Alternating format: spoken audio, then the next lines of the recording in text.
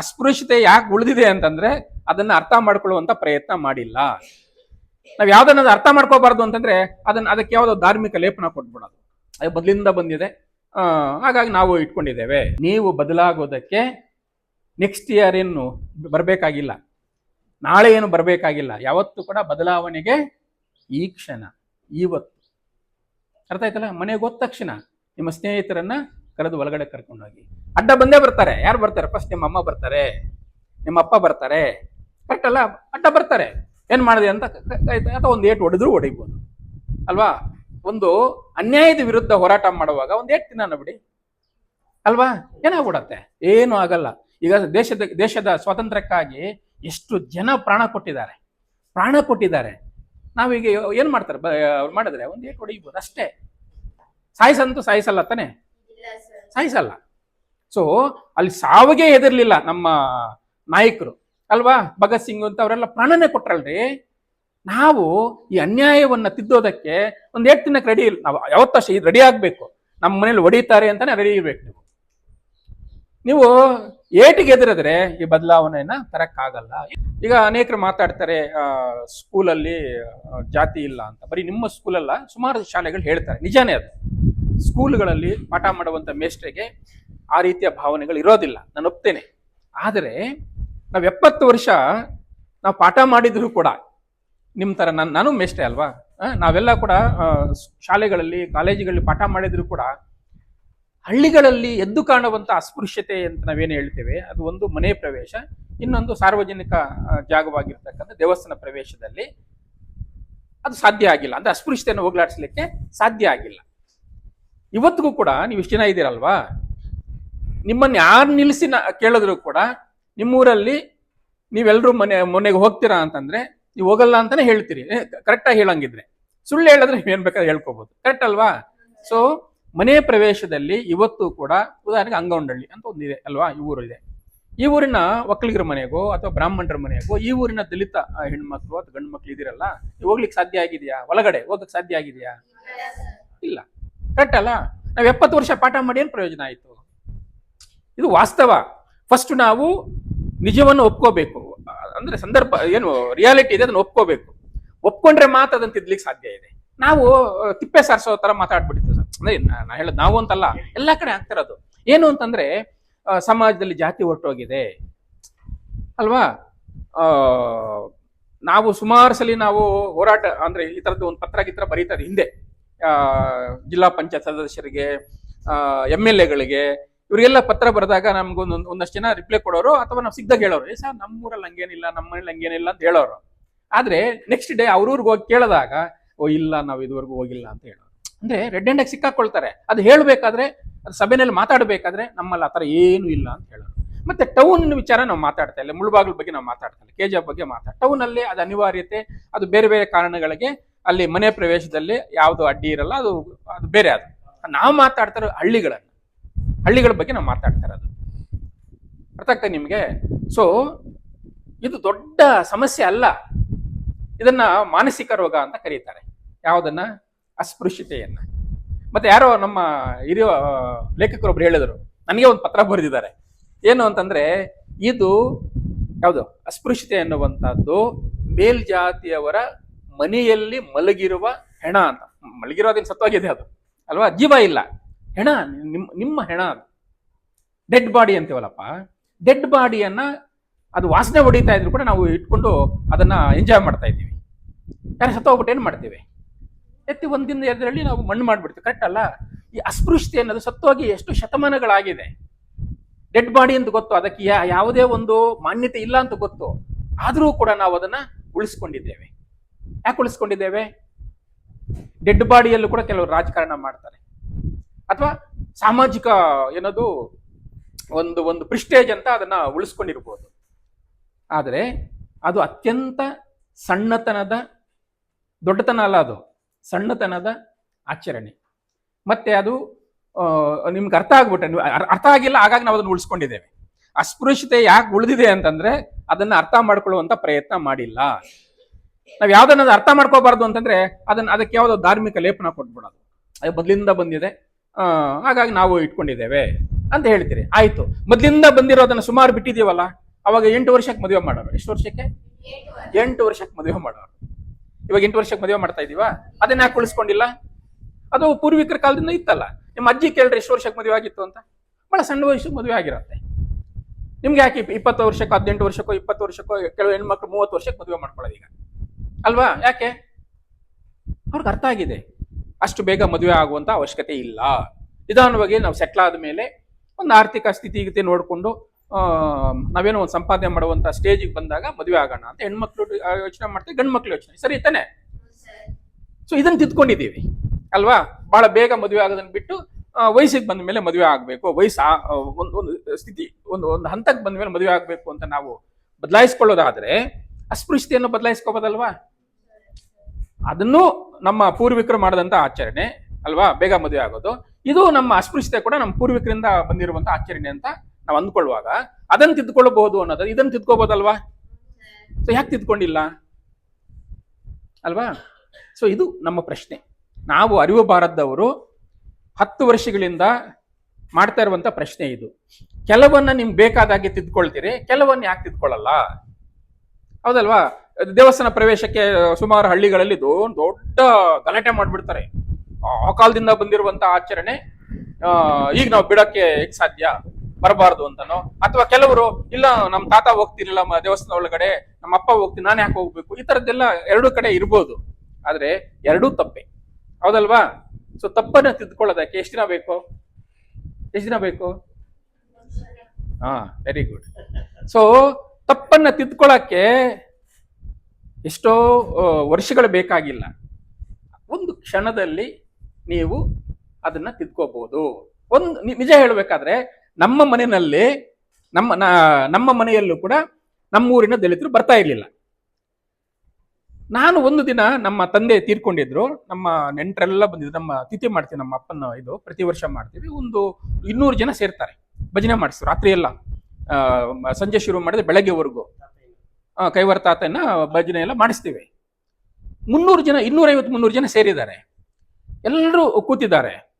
ಕೆಲವರು ಆಚೆ ಕೂತವ್ರೆ, ಮನೆ ಆಚೆ ಕೂತಿದ್ದಾರೆ, ಉಳಿದಂತವರು ಒಳಗಡೆ ಕೂತಿದ್ದಾರೆ. ಭಜನೆ ನಡೀತಾ ಇದೆ.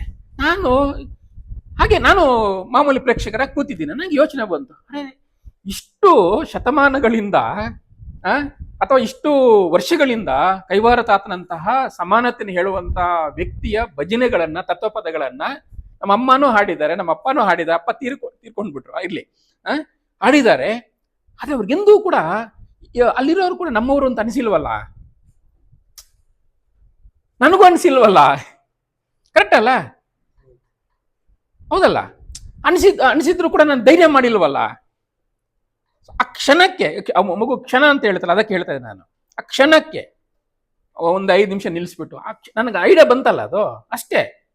ಅಲ್ಲಿ ನಿಲ್ಲಿಸ್ಬಿಟ್ಟು ನಮ್ಮ ನೆಂಟರಿಗಿಂಟೆಲ್ಲ, ನಮ್ಮ ಅಕ್ಕಂದ್ರು, ಅವರು ಇವರು, ನಮ್ಮ ತುಂಬಾ ಜನ ಬಂದಿದ್ರು, ಹೇಳಿದೆ ಒಂದು 250-300 ಜನ ಬಂದಿದ್ರು. ಎಲ್ಲರನ್ನು ಕೂರಿಸ್ಬಿಟ್ಟು ಮೈಕ್ ತಗೊಂಡು 15 ನಿಮಿಷ ನಾನು ಹೇಳಿದೆ ಈ ತರದ್ದು. ನಾವು ಸಮಾನತೆಯ ಹಾಡುಗಳನ್ನ ಬಾಯಿಯಿಂದ ಹಾಡಿದ್ರೆ ಸಾಲದು. ಈಗಾಗಲೇ 20-30 ವರ್ಷ ಹಾಡಿದ್ದೀರಿ, ಏನ್ ಪ್ರಯೋಜನ ಆಗಿದೆ ಅಲ್ವಾ? ನಾವು ಕೂಡ ಎಜುಕೇಶನ್ ಪಡ್ಕೊಂಡು ಮೈಸೂರಲ್ಲಿ, ಬೆಂಗಳೂರು ಎಲ್ಲ ಓದ್ಕೊಂಡು ಬಂದಿದ್ದೇವೆ.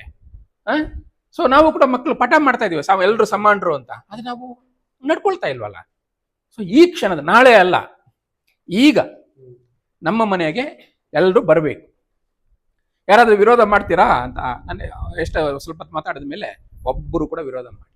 ನಾನು ಹೇಳೋದೇನಂದ್ರೆ, ನನ್ನಲ್ಲಿ ದೃಢತೆ ಇರಬೇಕು. ಮನೆ ಪ್ರವೇಶ ಮಾಡಿಸ್ಬೇಕು ಅಂತ ಹೇಳುವಂತ ವ್ಯಕ್ತಿನಲ್ಲಿ ದೃಢತೆ ಇರಬೇಕು. ನಾನು ಸ್ವಲ್ಪ ಡೂಪ್ಲಿಕೇಟ್ ತರ ಏನೋ ಮಾತಾಡಿದ್ರೆ ಅದು ನಡೆಯಲ್ಲ. ನನ್ನಲ್ಲಿ ದೃಢತೆ ಇದ್ರೆ, ನನ್ನ ಮಾತಲ್ಲಿ ಆ ಶಕ್ತಿ ಇದ್ರೆ, ನಿಮ್ಮ ಅಪ್ಪನೂ ಒಪ್ತಾರೆ, ಅಮ್ಮನೂ ಒಪ್ತಾರೆ, ತಾತನೂ ಒಪ್ತಾರೆ.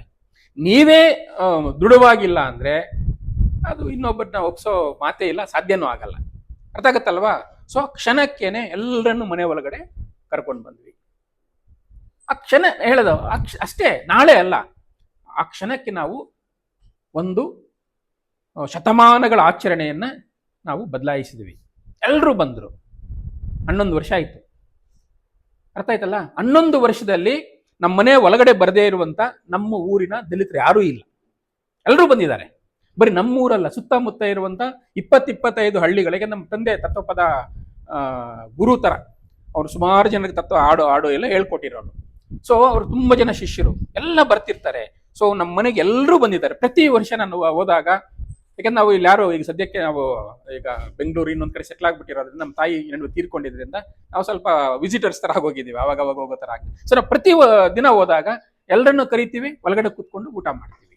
ಸೊ ಸಣ್ಣ ಮುಜುಗರ ಇಲ್ಲದೆ ಮನೆ ಒಳಗಡೆ ಬಂದು ಹೋಗಕ್ಕೆ ಸಾಧ್ಯ ಆಗಿದೆ. ಅದೇನು ಅಸ್ಪೃಶ್ಯತೆ ಇರುವಂತ ಊರಲ್ಲಿ. ಅರ್ಥ ಆಗುತ್ತಲ್ಲ? ನಾನು ಟೌನ್ ಬಗ್ಗೆ ಮಾತಾಡ್ತಾ ಇಲ್ಲ, ಹಳ್ಳಿನಲ್ಲಿ. ಸೊ ನನ್ನಿಂದ ಒಂದು ಮನೆ ಬದಲಾವಣೆ ಸಾಧ್ಯ ಇದೆ ಅಂತಂದ್ರೆ ಇನ್ನೊಬ್ಬರಿಗೂ ಕೂಡ ಸಾಧ್ಯ ಇದೆ ಅಂತ. ಸೊ ನಮ್ಮೂರಿನ ಬೇರೆಯವ್ರಿಗೂ ನಾನು ಈ ವಿಷಯವನ್ನು ಹೇಳಿ, ನಿಮ್ಮ ಮನೆಗಳಲ್ಲೂ ಕೂಡ ಈ ತರದ್ದು ಆಗ್ಬೇಕು ಅಂದಾಗ ಅನೇಕರು ಸ್ಪಂದಿಸಿದ್ರು. ಜಗನ್ನಾಥ್ ಅಂತ ನಿಮ್ಮ ಟೀಚರ್ಸ್ ಅಸೋಸಿಯೇಷನ್ ಅಧ್ಯಕ್ಷರಾಗಿದ್ರಲ್ಲ, ಅವ್ರಿಗೆ ಹೇಳಿದೆ, ನಮ್ಮೂರವರು ಈ ತರ ಒಂದು ಮಾಡ್ಬೇಕು ಅಂದಾಗ ಅವ್ರು ಖುಷಿಯಿಂದ ಒಪ್ಕೊಂಡ್ರು. ಅದೇ ಈ ಸರ್ ಹೇಳಿದ್ರಲ್ಲ, ಜಸ್ಟಿಸ್ ನಾಗಮೋಹನ್ ದಾಸ್ ಇದಾರಲ್ಲ, ಬಹಳ ಹೆಸರುವಾಸಿ ನ್ಯಾಯಾಧೀಶರು, ಅವರು ಮತ್ತೆ ತಹಶೀಲ್ದಾರು ಆ ಕಾಲ ಗಂಗಪ್ಪ ಅಂತಿದ್ರು. ಆ ತರದ್ದು ನಾವೆಲ್ಲ ಸೇರ್ಕೊಂಡು ನಮ್ಮೂರನ್ನೇ ಸುಮಾರು ಶ್ರೀನಿವಾಸಾಚಾರ್ಯ, ಶ್ರೀನಿವಾಸಾಚಾರ್ಯ ಈ ತರದವನ್ನೆಲ್ಲ ಒಂದಷ್ಟು ಜನ ಕರೆಸಿ ಒಂದು 200-250 ಜನ ಗೆಸ್ಟ್ಗಳೆಲ್ಲ ಅವ್ರು ಇವರು ಸೇರ್ಬಿಟ್ಟು ಊರೆಲ್ಲ ಮೆರವಣಿಗೆ ಮಾಡಿ, ನಮ್ಮೂರಲ್ಲಿ ಏನೋ ಅಷ್ಟು ಈಸಿ ಇಲ್ಲ ನೀವು ಬೇರೆ ರೀತಿ ಕಲ್ಪಿಸ್ಕೊಳಕ್ಕೆ. ಒಂದು ಅಸ್ಪೃಶ್ಯತೆ ಇರೋ ಒಂದು ಊರಲ್ಲಿ ಮನೆ ಪ್ರವೇಶ ಮಾಡಕ್ಕೆ ಒಂದು ಮೆರವಣಿಗೆ ಮಾಡ್ತೀವಿ ಅಂತಂದ್ರೆ ನೀವು ನಿಮ್ಮಲ್ಲಿ ದೃಢತೆ ಇಲ್ಲ ಅಂದ್ರೆ ಸಾಧ್ಯನೇ ಇಲ್ಲ. ನಾಳೆ ಅವ್ರೇನು ಅಂದ್ಕೊಳ್ತಾರೆ, ಇವ್ರೇನು ಅಂದ್ಕೊಳ್ತಾರೋ ಅಂತ ನೀವು ತಲೆ ಕೆಡಿಸ್ಕೊಂಡ್ರೆ ಇವೆಲ್ಲ ಮಾಡಕ್ಕಾಗಲ್ಲ. ಎಲ್ಲ ಮಾಡಿ ನಮ್ಮನೆ ಪ್ರವೇಶ ಆಗಿತ್ತಲ್ಲ, ಸುಮಾರು ಮನೆ 4-5 ಮನೆ ಪ್ರವೇಶ ಮಾಡಿಸಿದ್ವಿ. ಬೇರೆಯವರ ಮನೆ, ಕುರುಬರ ಮನೆ, ಬಡಿಜಿಗರ ಮನೆ, ಈ ತರ ಒಂದಷ್ಟು ಜನ ಮನೆಗಳನ್ನ ಪ್ರವೇಶ ಮಾಡಿ ಒಂದು ಪ್ರೋಗ್ರಾಮ್ ಮಾಡಿದ್ವಿ. ಮತ್ತೆ ನಮ್ಗೆ ಅನಿಸ್ತು, ಓ ಇದನ್ನ ನಮ್ಮೂರಿಗೆ ಸೀಮಿತ ಮಾಡಬಾರ್ದು, ನಮ್ಮ ಜಿಲ್ಲೆಗೆಲ್ಲ ಮಾಡಬೇಕು ಅಂತ. ಜಿಲ್ಲೆನಲ್ಲಿ ಸುಮಾರು ಊರುಗಳು ಸರ್, ನಾವೆಲ್ಲ ಪರ್ಮನೆಂಟ್ ಇದು ಎಲ್ಲೋದ್ರೂ ಹೋಗ್ತಾ ಇರ್ತೀವಿ. ಸುಮಾರು ಹಳ್ಳಿಗಳಿಗೆ ಹೋಗಿ ಒಪ್ಸೋದು, ಪ್ರವೇಶ ಮಾಡಿಸೋದು, ಒಪ್ಸೋದು, ಪ್ರವೇಶ. ಆವಣಿಗೆ ಹೋಗಿದ್ವಿ, ಆವಣಿಯಲ್ಲಿ ಸುಬ್ಬರಾಯಪ್ಪ ಅಂತ ಒಬ್ರು, ಅವ್ರ ಮನೆಗೆ ಪ್ರವೇಶ. ಇಲ್ಲಿ ತಿಮ್ರಾವತ್ನಳ್ಳಿ ಕೇಳಿದ್ರಲ್ಲ, ಜಿಲ್ಲಾಧಿಕಾರಿಗಳನ್ನ ಕರ್ಕೊಂಡು ಬಂದಿದ್ವಿ, ಲಾಸ್ಟ್ 1 ಮಂತ್ ಆಯ್ತು, ಅಲ್ಲಿ ಕರ್ಕೊಂಡು ಹೋಗಿದ್ವಿ.